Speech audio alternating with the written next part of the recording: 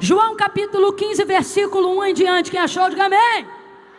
Se eu posso ler e você ainda está comigo, diga eu aqui. Eu sou a videira verdadeira. Jesus que está falando isso, tá, gente? Veja. Eu sou a videira verdadeira, meu pai é o agricultor. Então quem é a videira verdadeira? Jesus, vamos lá? Quem é a videira verdadeira? Quem é a videira verdadeira? Pessoal na última galeria, tá me ouvindo bem? Vamos lá de novo, quem é a videira verdadeira? Jesus é a videira verdadeira. Aí ele disse, meu pai é o agricultor. Então quem é o agricultor?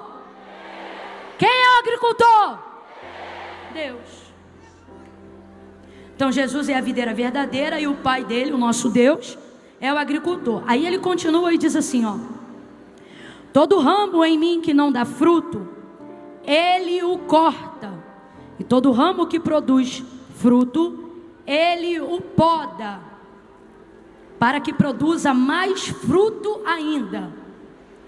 Vós já estáis limpos por causa da palavra que eu vos tenho falado. Versículo 4: permanecei em mim, e eu permanecerei em vós. O ramo de si mesmo não pode produzir fruto. Se liga aqui que eu quero você ligado.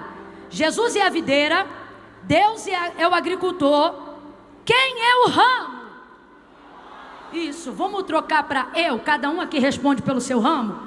Vou perguntar quem é o ramo, você diz eu, tá bom? Então vamos lá, quem é a videira? Isso, não confunde. Quem é a videira?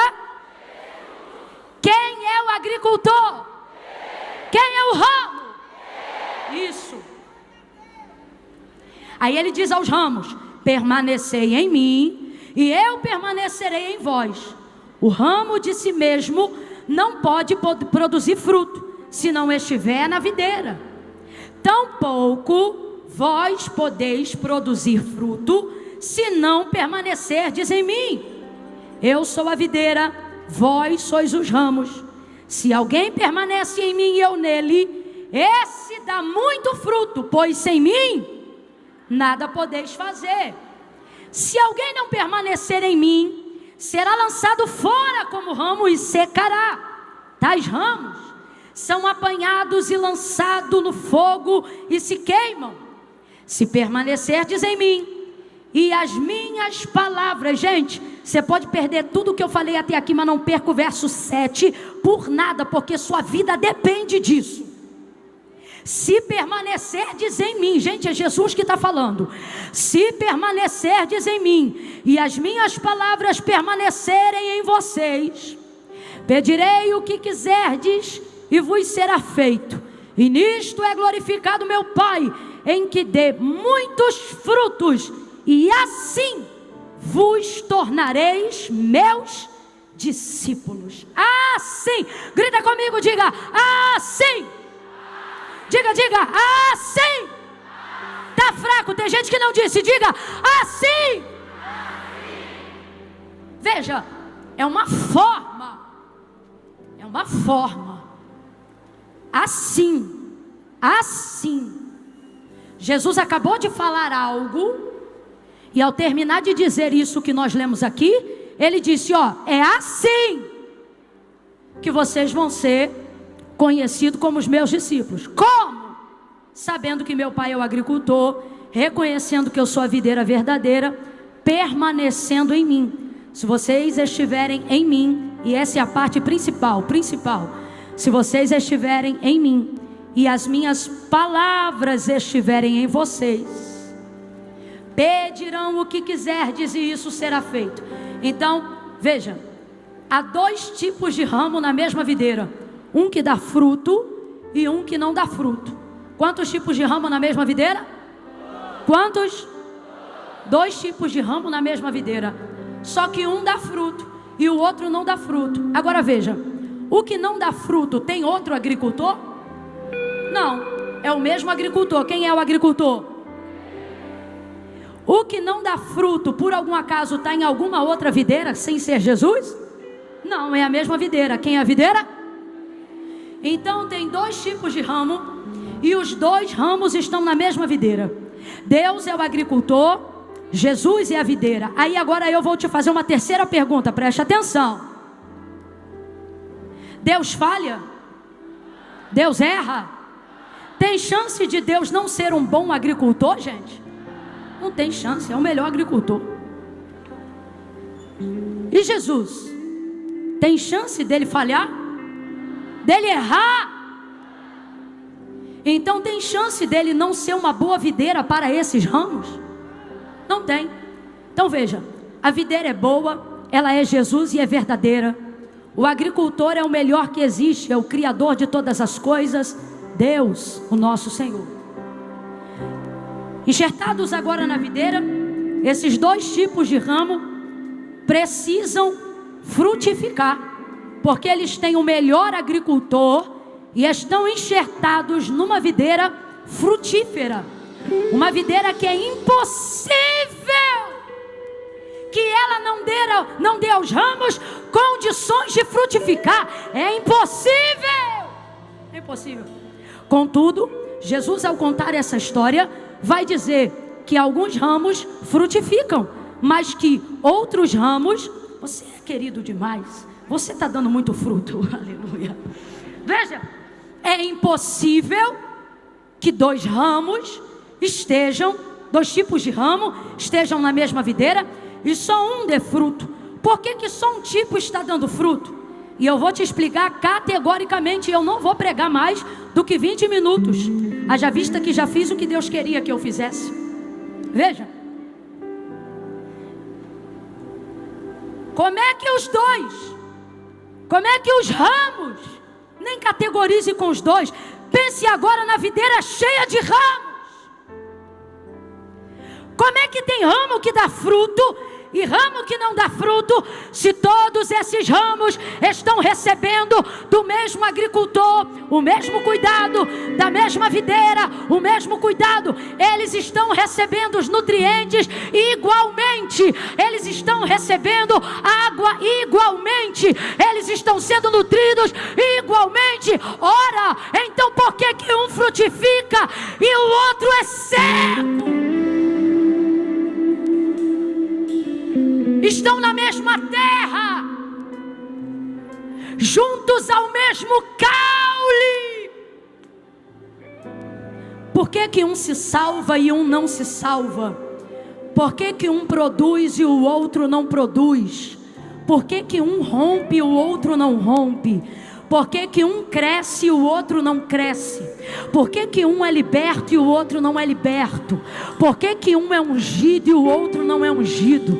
Por que um é escolhido e o outro não é escolhido? Por que um avança e o outro retrocede? Se os ramos estão na mesma videira, por quê? Aí Jesus vai dizer, vocês estão em mim, então todos estão nele, o que frutifica e o que não frutifica, o que cresce e o que não cresce, o que prospera e não prospera, todos estão? Até aí está todo mundo correto, porque ele diz, estai pois em mim. Só que depois ele diz, só vai frutificar, só vai prosperar aquele que permanecer em mim. Ora, Camila, mas o que não frutifica também permanece nele. Tanto permanece que tem que ser cortado para ser tirado dele, porque não frutifica. Então, o que está acontecendo?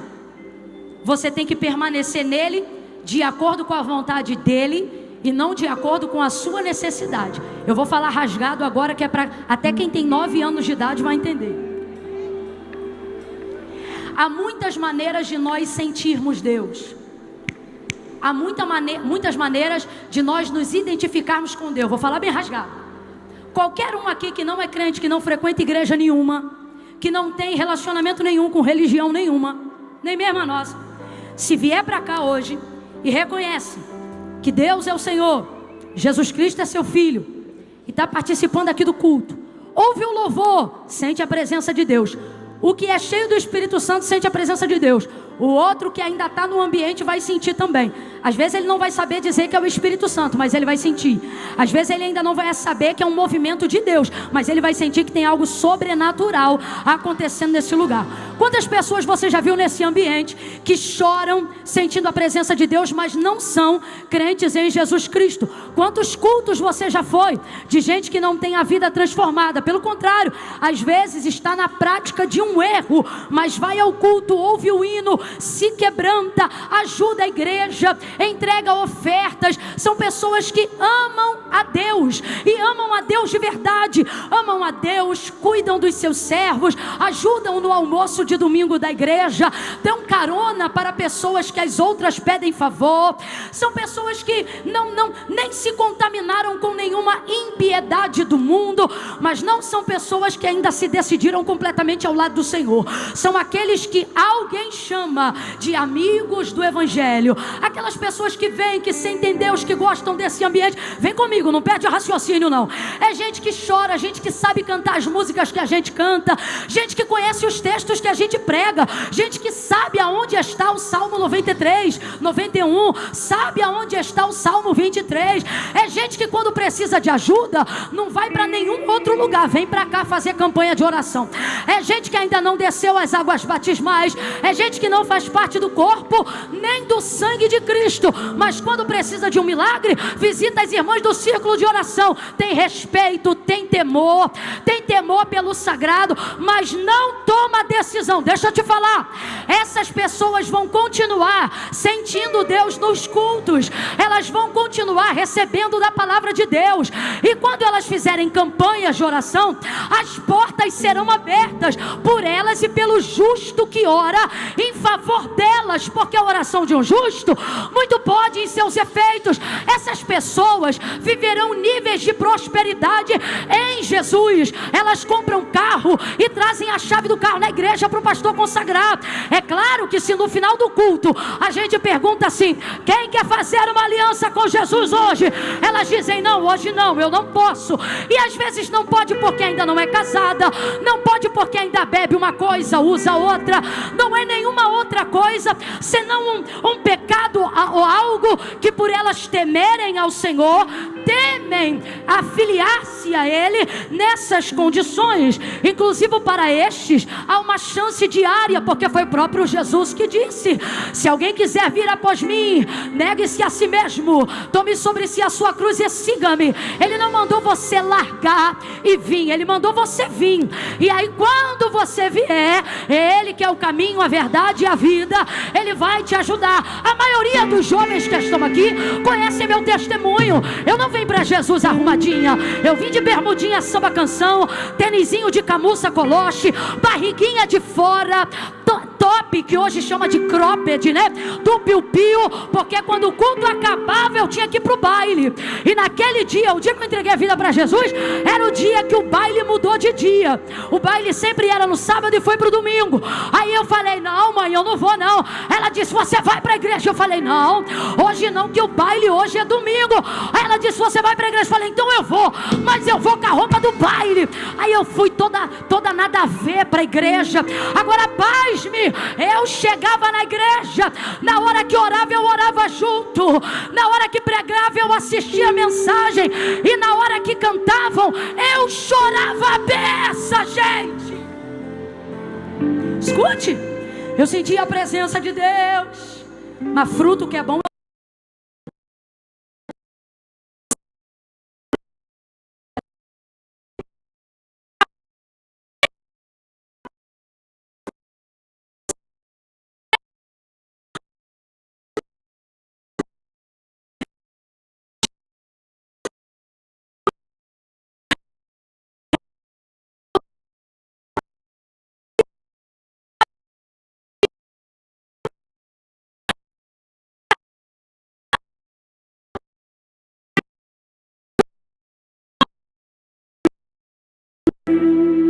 Para quem não acredita no que eu vou dizer agora, eu espero que você tenha uma experiência com o que eu estou dizendo.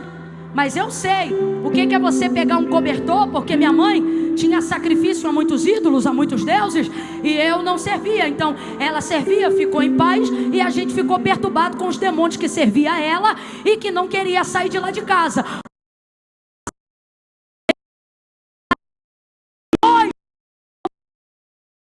Legalidade. Aí certa feita, numa dessas noites tenebrosas, depois de ficar mais de 1 ano quase sem dormir, porque quando dava 6 horas da noite o meu calvário começava, eu me lembro que então eu peguei o cobertor mais grosso que eu tinha, e eu me lembro que estava um calor terrível, e a gente era muito pobre e não tinha ar-condicionado, e eu suando e pingando, me cobri dos pés até a cabeça, porque eu sentia aquela presença maligna no meu quarto querendo me matar. E então ali eu ficava orando, porque certa feita, enquanto eu orava, aquela coberta que estava em cima de mim voou como se fosse mágica, como se fosse uma folha de guardanapo nos ares do meu quarto, e eu temi de medo. E foi naquele dia que minha mãe disse: clame o nome de Jesus. E eu pensei: mãe, ele não vai me ouvir, a serva dele é o Senhor, não sou eu, é a senhora, não sou eu. E ela disse: clame. E eu, com muito medo de orar, orei. Mas eu orei muito baixo, porque eu tinha medo do diabo ouvir e ficar com raiva de mim. E aí, com muito medo de orar assim, ela dizia: grita, Camila. E eu me lembro que eu comecei a falar mais alto. E quando terminou aquela oração, eu não sabia se o diabo tinha ido embora do meu quarto ou não. E aí eu falei: mãe, posso dormir com a senhora? E ela disse: não, volta para o teu quarto. Falei: como é que eu vou voltar para o meu quarto se ele já estava com raiva de mim antes? Imagine agora que eu falei um monte de coisa para ele. Voltei para o meu quarto, e assim eu vivi ainda por mais alguns meses na minha vida, apavorada. Veja, eu não estou dizendo para você que eu não sentia Deus, que eu não sabia o que era correto. Lhe digo mais, quando eu orava, Deus ouvia e atendia algumas das minhas orações. No culto, provavelmente, pelo muito que eu sabia que ainda haveria de ser perdoada, ou que tinha consciência dos pecados pelos quais precisava de perdão, eu devia de ser uma das pessoas mais quebrantadas da igreja. Chorava o culto inteiro, mas decisão ao lado de Jesus não tomava. Por quê? Porque quarta-feira minha mãe me obrigava a ir para o culto de doutrina, mas no sábado eu tinha que bater meu ponto lá. Então veja, eu sei do que eu estou falando quando eu vejo ramos que sentem a seiva do Evangelho, ramos que bebem da água que o agricultor rega a videira. Eu sei do que eu estou falando. Ramos que sabem que a raiz é tão forte, que podem fazer todo tipo de coisa que não presta lá fora, que no dia que entrarem aqui, a videira aguenta segurá-los. Porém, e eu vou repetir mais 2 vezes, porém, entretanto, ao conhecer esse texto, me pergunto: que ramos são esses que, estando na mesma videira que é Cristo, tendo como pai o agricultor, no final de estarem todo o tempo com a videira, serão cortados pelo agricultor? Porque a videira não tira de si os ramos, é o agricultor que chega na época da colheita. Se é profético, não tenha medo, seja profeta. Olha para alguém aí agora e diga: a colheita. Não. Levante a tua mão direita para mim, por gentileza. Bota a mão direita o mais alto que você puder. Bora, Madego! Mão direita lá em cima.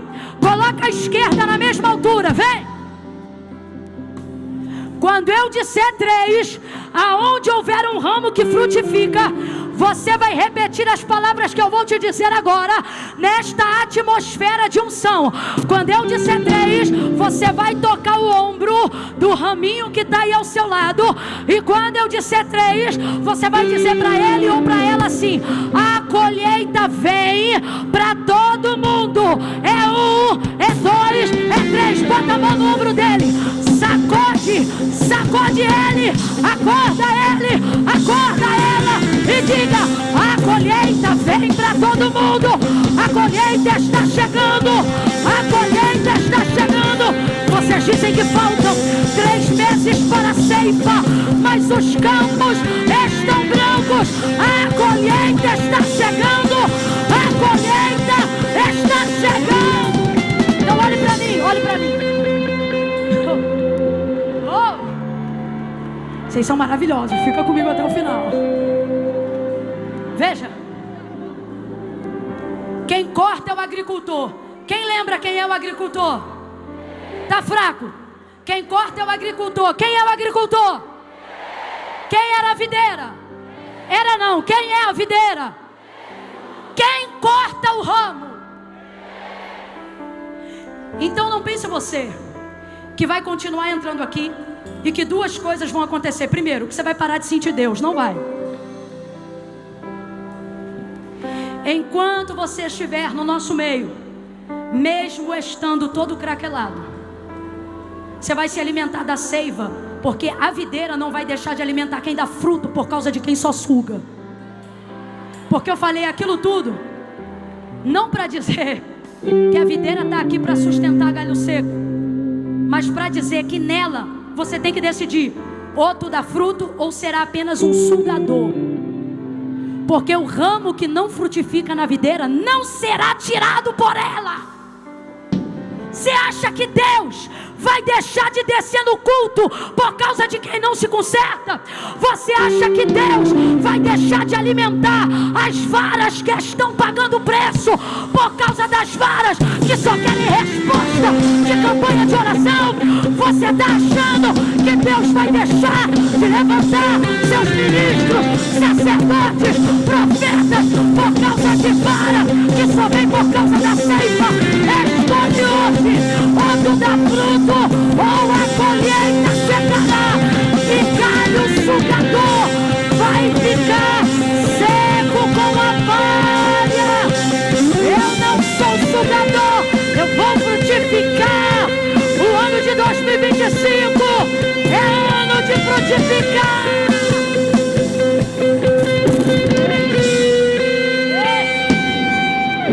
Com maior carinho, com carinho, com carinho. Pergunta para 2 aí: tu suga ou tu produz? Pergunta.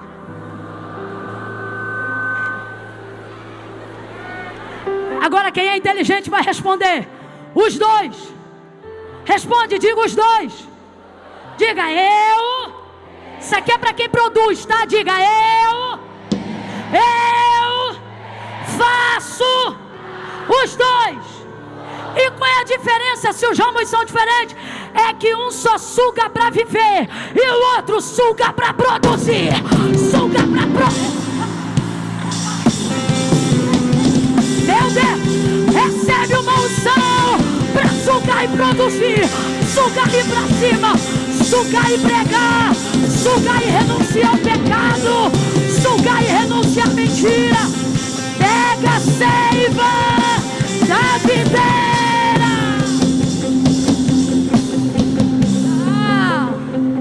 Quem são os ramos que serão cortados e lançados no fogo no dia da colheita? Não são os que sugam, são os que sugam para si, sem produzir em gratidão de quem os alimentou. Quem alimenta o ramo? A videira. Vamos lá? Quem alimenta o ramo? Quem alimenta o ramo? Quem plantou a videira? Que é quem? Não, que é quem? Isso, o agricultor. Então vamos lá. Quem plantou a semente? Deus amou o mundo de tal maneira que deu. Então Deus é o agricultor? Jesus é a videira. O agricultor espera colher o fruto da semente que ele semeou, porque essa semente morreu para você produzir. Essa semente morreu para eu ter vida. Então eu vou falar rasgado, que é para todo mundo entender. O problema não é sugar. O problema é vir aqui sugar e não mudar de vida. O problema não é sugar. O problema é querer viver do evangelho sem viver para o evangelho. O problema é... Meu Deus, aumenta a minha PA, que eu tenho que falar isso de novo. O problema não é você sugar. Todos nós que estamos aqui, do maior ao menor, somos dependentes da seiva, do evangelho, do sangue carmesim. Então o problema não é sugar, o problema é não querer produzir. Você só senta, consome e leva. A pergunta é: o que você traz de volta para quem te alimenta? O que você tem dado de fruto para o evangelho? O que você tem feito por amor à obra de Deus?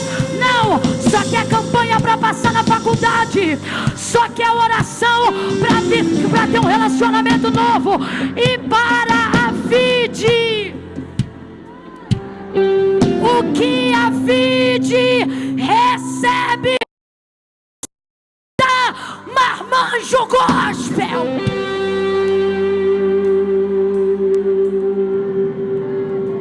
Precisa buscar alguém no aeroporto, nunca pode. Escala de limpeza para você nunca dá, porque a tua faculdade é mais importante do que as outras. Não é. Ela é igual, tão importante quanto. A diferença é que um ramo está focado em produzir, porque reconhece que tem sido sustentado até aqui por causa da videira. E eu encerro aqui, nesse momento que eu considero uma mudança de vida para mim, quando eu entendi isso no texto desses dias que estou te falando que já vivi. Então o que Jesus está dizendo? Todos vocês aqui, toda vez que a videira sentir o vento, toda ela vai se sacudir, e todos os ramos vão sentir quando o vento passar por entre os seus galhos, os que dão fruto e os que não dão fruto. Quando a chuva regar a terra, todos serão regados, os que dão fruto e os que não dão fruto. Frequente os cultos, desfrute, consagre. Ainda que você não tenha conseguido se consertar, não deixe de vir por isso. Sabe por quê? Jesus não te corta da vide, só que o agricultor está esperando você produzir. E a colheita vem, a colheita vem. E eu vou falar rasgado. A maioria, 90% de nós aqui, esperamos o arrebatamento da igreja. Posso ouvir um amém? Eu ainda estou no ambiente pentecostal. Esta igreja almeja o arrebatamento. Posso ouvir um amém? Os pentecostais já chegaram. Isso é maravilhoso. Aleluia. Mas 10% daqueles que acreditam no evangelho e que estão aqui são mais maduros do que nós, os 90%. Por quê? Porque eles acreditam no arrebatamento da igreja, mas isso não tira deles a ideia de que a colheita individual pode acontecer a qualquer minuto. Como assim? Vou falar igual os antigos. Tem um dia que Jesus vai voltar para todos, mas tem vários dias que ele volta para uns. Sim ou não? Mentira ou verdade, gente? Tem gente que vai dormir hoje com a igreja, mas vai acordar amanhã com Jesus. Verdade ou não? O arrebatamento para ele veio antes, porque morreu, foi colhido, servo de Deus não morre, é colhido. Foi colhido. Então eu quero que você reflita. Pare de achar que você tem o tempo do arrebatamento, ou que antecede o tempo do arrebatamento para se consertar, porque você não sabe quando ele vem. Logo você está trabalhando a hipótese de um tempo que você não tem. Pare de trabalhar. Oh! Ei! Eu quero ser o grito nessa tarde de Mateus 25, aí vem o noivo. Escute, o grito vem antes da chegada. Quando ele chega, as que estavam dormindo, que não tinham reserva, não entraram. Por que não entraram? Porque não dava mais tempo de buscar azeite. Olhe para mim. Pare de trabalhar a ideia de um tempo que você não tem. Esse tempo que você está criando na sua cabeça é sofisma da sua consciência. É a mistura de verdades, informações verdadeiras com informações ilusórias. Você pensa assim: até Jesus arrebatar a sua igreja, vai dar tempo de eu me consertar, de eu parar com isso, de eu parar com aquilo. Só que Jesus me trouxe seriamente hoje aqui para dizer: tem o arrebatamento que vem para todos, e tem a colheita que chega para alguns antes do arrebatamento. Porque depois que houve o grito e o noivo vem, não dá mais tempo. As loucas não eram loucas porque eram birutas, não. Elas eram loucas porque não consideraram o fator tempo. E não levaram azeite na reserva porque pensaram, sabe o quê? Não vai demorar. E às vezes a gente age como louco, pensando que por tratar-se ainda de ter tempo para o arrebatamento, vai dar tempo da gente se arrumar. Só que Deus está falando comigo nessa tarde. Como você está se preparando para um tempo do qual você não conhece quanto tempo tem?